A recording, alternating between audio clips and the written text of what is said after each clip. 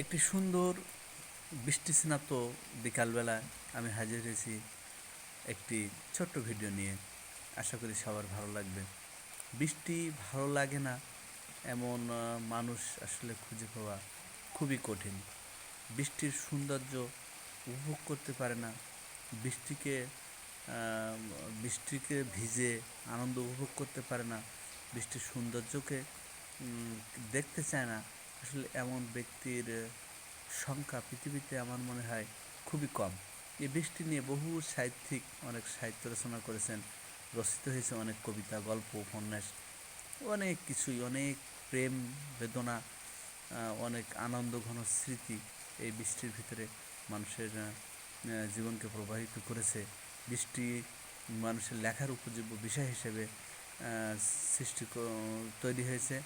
মানুষ বৃষ্টিকে নিয়ে লিখেছে গান, অনেক ছড়া, বহু কিছু। বৃষ্টির পানিতে যেমন প্রকৃতি থেকে ধুয়ে যায় বিভিন্ন ময়লা আবর্জনা, রোগ জীবাণু, সেভাবে বৃষ্টির পানি আমরা যদি বৃষ্টির পানিতে গোসল করতে পারি বা বৃষ্টির পানিতে বৃষ্টি দেখে বৃষ্টির সৌন্দর্য উপভোগ করতে পারি, তাহলে আমরাও আমাদের মনের ময়লাকে এই বৃষ্টির পানির দিয়ে যেভাবে রোগ জীবাণু, ময়লা পরিষ্কার হয় পৃথিবী থেকে, আমাদের মনের ময়লাও আমরা এই বৃষ্টির পানি দ্বারা পরিষ্কার করতে পারবো, যদি আমাদের সেরকম অনুসন্ধানী দৃষ্টি থাকে।